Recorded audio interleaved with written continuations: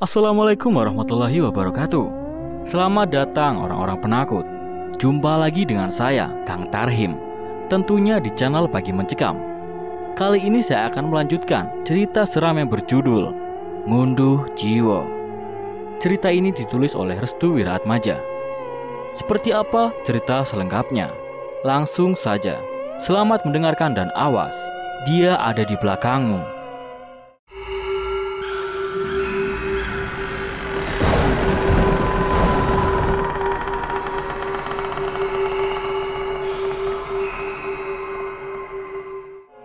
Upacara Demit Manten, Desa Tejokromo.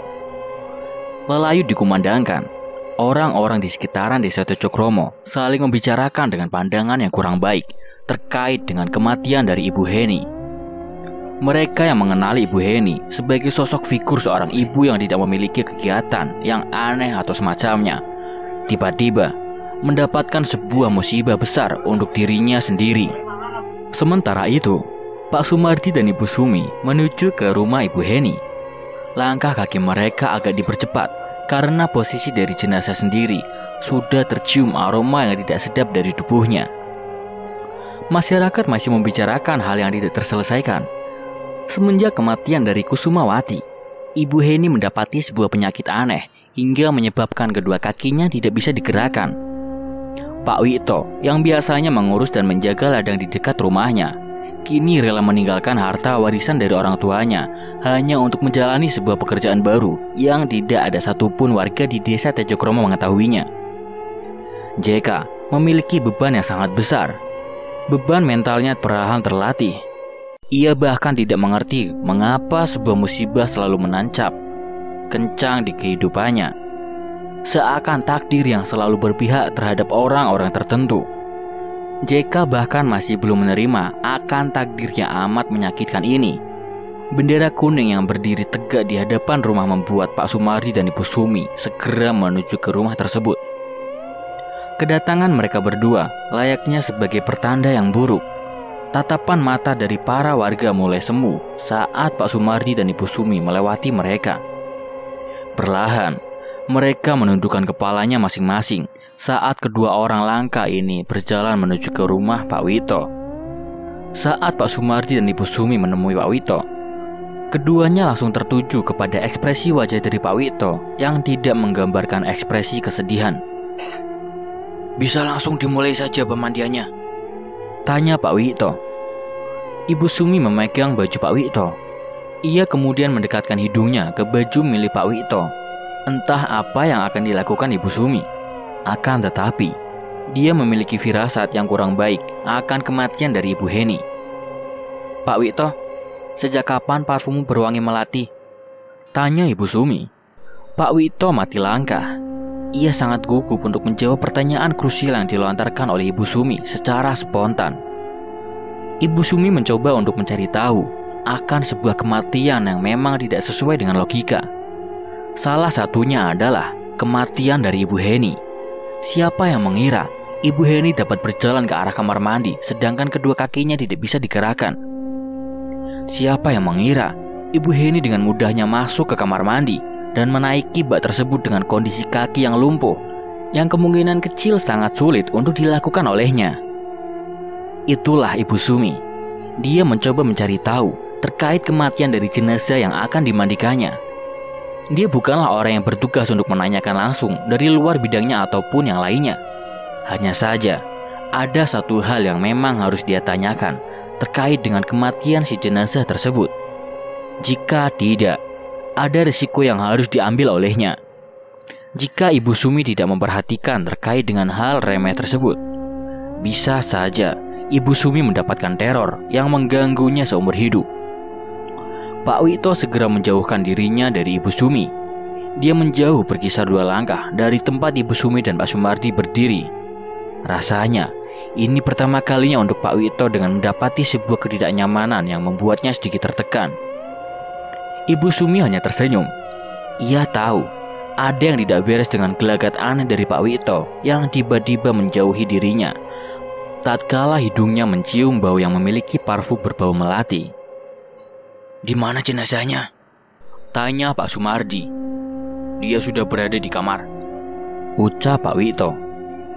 Sementara itu, di rumah Bunda Melati, dua orang wanita sudah berdiri sembari membawakan sebuah karangan bunga yang sudah dibuatnya di rumah.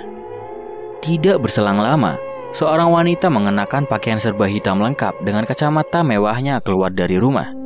Ia keluar bersamaan dengan Bagus yang mengenakan warna pakaian yang sama. "Sudah siap semuanya?" tanya Bunda Melati.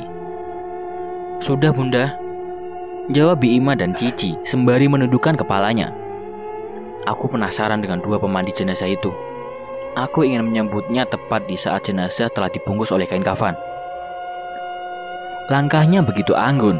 Setiap langkahnya penuh dengan hati-hati, selalu menebarkan bebauan melati yang amat menyerbak. Bunda Melati dan yang lainnya bersiap untuk menuju ke tempat Pak Wito, tempat pemandian jenazah. Ibu Sumi telah siap untuk memandikan jenazah Ibu Heni.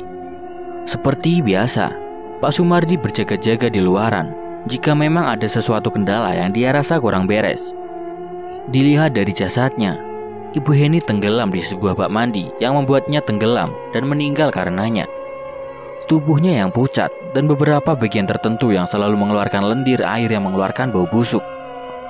Aneh rasanya, seperti beberapa kasus yang sama, kematian dari Bu Heni seperti layaknya kematian dari anaknya, yaitu Kusmawati.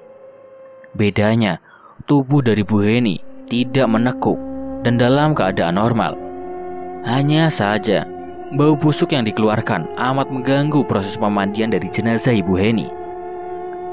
Beberapa kali Ibu Sumi mengulur waktu untuk memandikan jenazah Ibu Heni karena bau busuk yang dikeluarkan dari jenazah tersebut.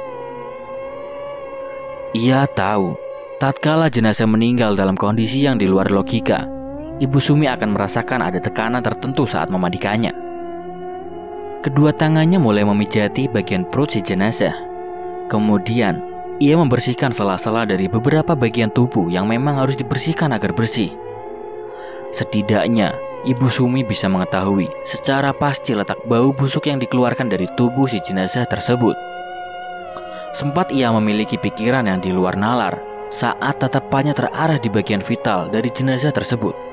Pasalnya, ia seperti meyakini jika letak pusat dari bau busuk itu ada pada bagian alat vital jenazah. Dan benar saja, saat dirinya kembali mengecek bagian vital dari tubuh Bu Heni, ia mendapati ada cairan yang terus mengalir berwarna kuning seperti nanah. Ibu Sumi segera menutup hidungnya rapat-rapat. Kepalanya tiba-tiba pusing di saat bau busuk itu kembali menyerbak. Aneh, mengapa jenazah yang sama terlahir kembali? Apakah ini bagian dari perbuatan iblis itu? Ucap Ibu Sumi. Namun ia tidak menyerah. Ia harus segera membersihkannya. Waktu terus berputar. Orang-orang di luaran sudah menunggu saat di mana proses pemandian itu akan selesai. Ibu Sumi memberanikan diri untuk membersihkan bagian dari alat vital si jenazah.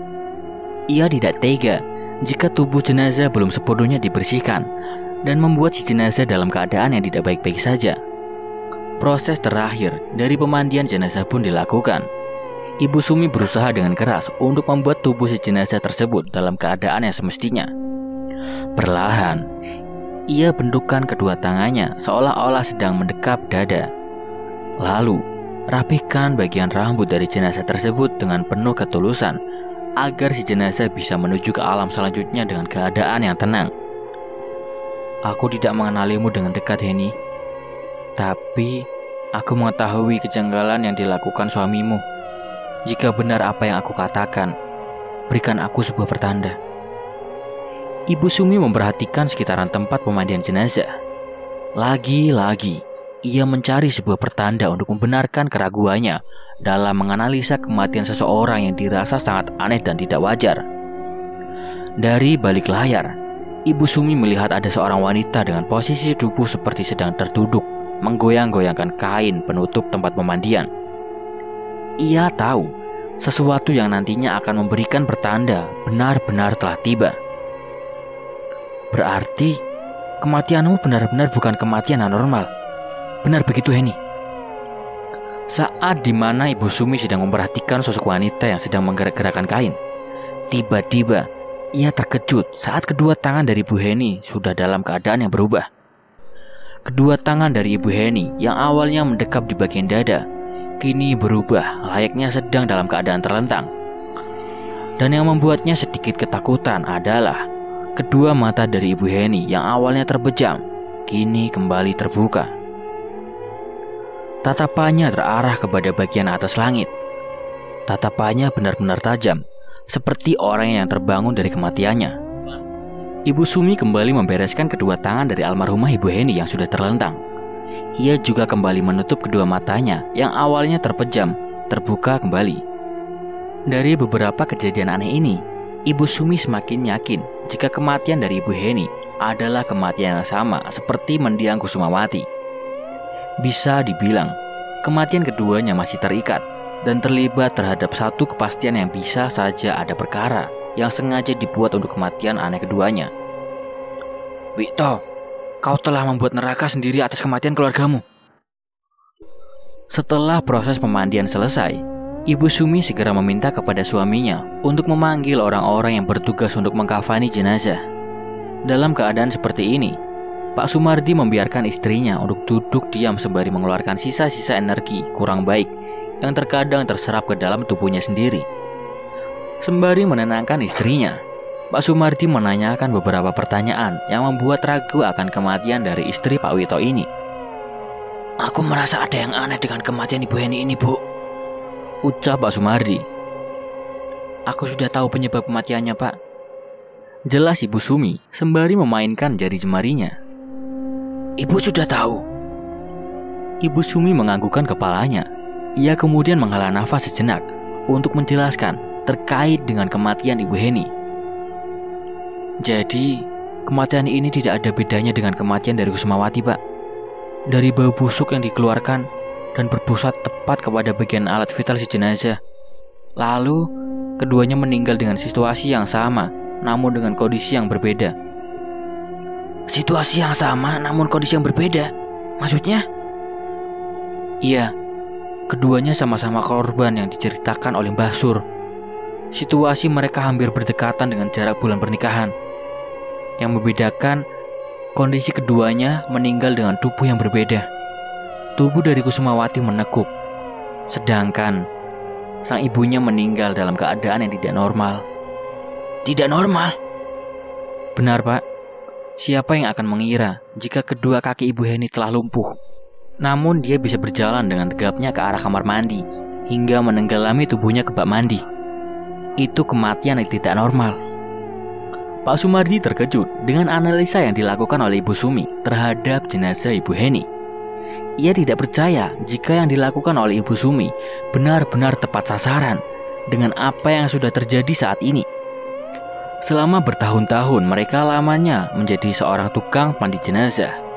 Pak Sumardi dan Ibu Sumi mempelajari banyak hal akan kejahatan orang-orang yang akhirnya terungkapkan dengan tanda-tanda kecil yang dilakukan jenazah saat dimandikan. Lantunan pembacaan ayat suci Al-Quran akhirnya digaungkan. Banyak para warga yang berduyun-duyun untuk memasuki rumah almarhumah. Dikenal sebagai orang yang tertutup, para warga tidak menyangka jika Ibu Heni menyusul anaknya, yaitu Kusumawati dengan jarak 1 tahun lamanya. JK masih berada dekat di sisi ibunya. Ia hanya bisa menangis dan masih belum menerima dengan ikhlas atas kematian dari ibunya yang sangat misterius itu. Berbeda dengan Pak Wito, dia tampak merasa gugup dan tidak tenang. Air matanya saja tidak menetes saat jenazah sang istri sedang dikerumuni oleh para warga yang sedang mengaji. Ia seperti sedang menunggu seseorang untuk hadir ke rumahnya dengan perasaan yang kurang nyaman. Artinya, dari raut Pak Wito dan ekspresinya yang sangat pasif, Pak Sumardi dan Ibu Sumi merasa ada yang sedang ditutup-tutupi oleh Pak Wito atas kematian Ibu Heni. Sebelum jenazah diangkut menuju keranda, dari kejauhan terdengar suara mobil berjenis Toyota Corolla Cross. Suara itu membuat beberapa warga langsung menepikan mobil mewah berwarna putih. Dari mobil tersebut, keluarlah 4 orang dengan mengenakan pakaian serba hitam. 3 dari 4 orang tersebut langsung menyambut para warga sembari mengeluarkan sesuatu dari dalam kantong celananya masing-masing. Mereka berjalan dengan sombongnya sembari mengepus rokok kretek dengan bebauan yang sangat menusuk hidung. Tidak berselang lama, pria yang ditungguinya keluar dari rumah. Seperti biasa, pria tersebut menyalami tangan wanita cantik dengan sanggul yang sangat apik. "Mereka berdua ada di sini, Bunda," ucap Pak Wito sembari menunjukkan jari jempolnya ke arah Pak Sumardi dan Bu Sumi. Bunda Melati langsung melihat ke arah yang dimaksud.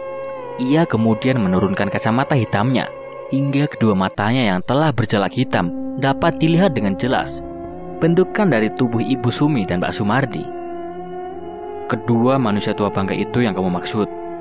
tanya Bunda Melati. Benar, Bunda." "Tidak kusangka. Mereka berdua telah menyiapkan kuburannya masing-masing untuk menuju ke alam lain."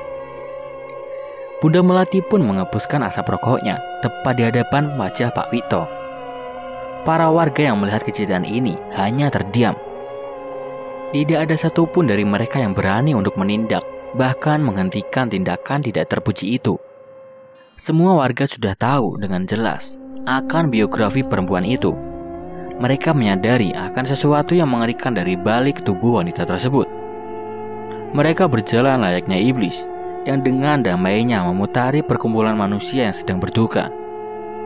Kepulan asap rokoknya seperti menggambarkan ketidakpedulian akan suasana kematian yang sedang menyelimutinya. Dari kejauhan, Ibu Sumi dan Pak Sumardi segera menatap wanita dengan langkah yang congkak tersebut. Kedua tangan dari Pak Sumardi tampak geram. Rasanya ia ingin mendaratkan bogeman mentah ke arah pipi wanita iblis itu. Akan tetapi, dia menyadari posisinya untuk saat ini. Tanpa informasi yang lengkap dikumpulkan oleh istrinya, Pak Sumardi tidak memiliki senjata apapun.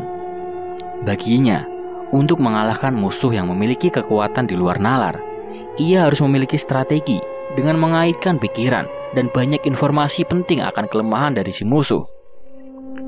Layaknya berjuang dengan cara bergerilya, Pak Sumardi telah menggambarkan dengan jelas ke otaknya akan 4 manusia iblis yang sedang memamerkan kedikdayaannya. 2 orang dari mereka adalah berias pengantin. Aku yakin salah satunya adalah orang yang bertugas merias pengantin di bulan pengantin nanti, ucap Ibu Sumi. "Mengapa mereka dengan frontalnya mendatangi lokasi ini, Bu?" "Ini berkaitan dengan Kusumawati, Pak." Pak Sumardi baru ingat jika kedatangan dari Bunda Melati dan yang lainnya oleh sebab Kusumawati. Dia yang dulunya pernah menjadi bagian dari keluarga Bunda Melati dan mantan istri dari Bagus ini adalah alasan terpenting dari kedatangan Bunda Melati ke rumah Pak Wito. Dari cara mereka berjalan, Pak Sumardi dan Ibu Sumi sudah sangat geram. Mereka melihat dengan jelas betapa congkaknya manusia yang sedang menghadiri acara duka ini. "Suatu saat, keempat manusia itu akan kumandikan seorang diri." Setelah melewati kerumunan warga, keempat orang tersebut segera memasuki rumah yang di dalamnya sudah tergeletak jenazah Ibu Heni. Saat mereka tiba di bibir pintu, JK segera bangkit dari duduknya. Rasa sedihnya kini berubah menjadi perasaan marah. Matanya tertuju pada seorang wanita bersanggul yang dengan santainya mengepuskan rokok kreteknya di ruangan tersebut. "Bajingan, mau apa kau kemari?" teriak JK dengan penuh amarah. Para warga segera menenangkan bentuk emosional dari JK. Akan tetapi, wanita bersanggul itu justru memanas-manasi JK lebih dalam. "Apakah anakmu tidak tahu sopan santun, Nito? Sudah kuduga, ibu dan kakaknya pantas mati lebih cepat dibanding hidup lebih lama dengan anak durhaka ini," ucap Bunda Melati. JK meringsek maju ke depan, namun tubuhnya kembali ditahan oleh beberapa warga yang kebetulan tidak menginginkan pecahnya keributan dalam keadaan yang sedang berduka ini. Pak Wito sendiri tidak bisa berbuat apa-apa. Ia bahkan hanya memandangi anaknya dengan perasaan yang penuh bersalah. Rasa canggungnya terlihat dengan jelas dari wajahnya yang selalu menundukkan ke arah bawah. seolah-olah tidak ingin adanya hal yang membuat suasana menjadi tidak nyaman. Pak Wito berusaha untuk berdiam diri tanpa mencampuri urusannya dengan urusan Bunda Melati dan juga anaknya. Ketahuilah, anak tahu diuntung. Kedatangan kami kemari karena satu hal yang penting. Karena kakakmu pernah menjadi bagian dari keluarga kami. Makanya kami menghormati kematian ibumu. Akan tetapi, dengan tingkahmu yang tidak terpuji, aku semakin yakin jika ibumu bahagia di alam sana. Kata-kata dari Bunda Melati itu membuat JK berteriak dengan kencang. Emosinya kini meledak. Ia memaksakan tubuhnya untuk mendobrak para pagar manusia yang sengaja membendung JK agar tidak terpecahnya keributan. Di luaran rumah, para warga segera berduyun-duyun untuk menenangkan keadaan yang kian parah. Untungnya, orang yang ditunggu-tunggu akhirnya tiba. Seorang ustadz dengan perawakan tidak terlalu tua dan juga tidak terlalu muda mendatangi rumah yang sudah penuh dengan warga di hadapannya. Ustadz itu menenangkan keadaan yang sudah kacau karena ulah dari Bunda Melati yang sengaja mencoba untuk membuat keributan. Dia adalah Ustadz Somantri. Seperti biasa, Ustadz Somantri adalah orang yang memimpin jalannya ritual penguburan jenazah tersebut. Di saat Ustadz Somantri memasuki rumah, orang-orang langsung terdiam dengan sendirinya. Tanpa banyak basa-basi, Ustadz Somantri segera menyuruh kepada beberapa warga untuk mengangkat jenazah Ibu Heni ke dalam keranda. Ia berprasangka bahwa tidak baik jenazah untuk tidak segera dikuburkan dengan cepat. Dengan keributan yang baru-baru saja terjadi, Ustadz Somantri sendiri mengkhawatirkan akan orang-orang yang berada di sekeliling jenazah tersebut. Cepat kuburkan jenazah Ibu Heni, perintah Ustadz Somantri. Para warga segera mengangkat keranda yang di dalamnya sudah terdapat Ibu Heni. Para warga berduyun-duyun untuk mengikuti arah dari orang-orang yang mengangkat jenazah tersebut ke arah pemakaman. Lantunan kalimat talqin seolah-olah membuat getar para hati orang-orang yang merasakan kesedihan, terkecuali kepada yang memiliki sifat busuk di dalam hatinya. Suara talqin justru membuat telinga mereka menjadi tidak nyaman. Hatinya seperti panas. Mereka tidak menyukai dengan tindakan hal semacam itu. Mereka sama sekali tidak memikirkan adat dari orang-orang yang terlihat kuno. Pikiran mereka hanyalah satu. Ketika manusia sudah meninggal, mereka setidaknya langsung melakukan penguburan tanpa adanya adat istiadat kuno yang telah dilakukan oleh Ustadz Somantri beserta dengan para warga Tejokromo. Di sisi lain, JK berjalan sendirian tanpa didampingi oleh bapaknya. Sembari menahan rasa sedihnya, JK berusaha untuk kuat memberikan ketenangan kepada ibunya di alam selanjutnya. Setibanya di pemakaman, JK diminta untuk turun ke dalam liang lahat untuk membacakan azan yang terakhir kalinya kepada sang ibu tercinta. Walaupun dalam keadaan yang hancur, JK dengan mudahnya untuk menyelesaikan lantunan suara azan tersebut. Para warga yang melihat kondisi mental JK hanya bisa tertegun sembari menenangkan isakan tangis JK yang kembali pecah di saat tanah-tanah kuburan mulai menutupi liang lahat ibunya.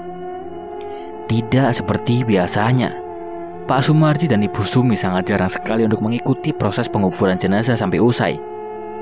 Biasanya, setelah acara pemandian jenazah, Ibu Sumi dan Pak Sumardi langsung kembali pulang.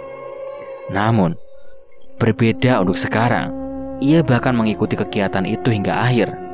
Keduanya sangat mengetahui keadaan JK seperti tidak tega untuk meninggalkan di kuburan untuk mengenang memori terakhirnya bersama dengan Ibu Heni.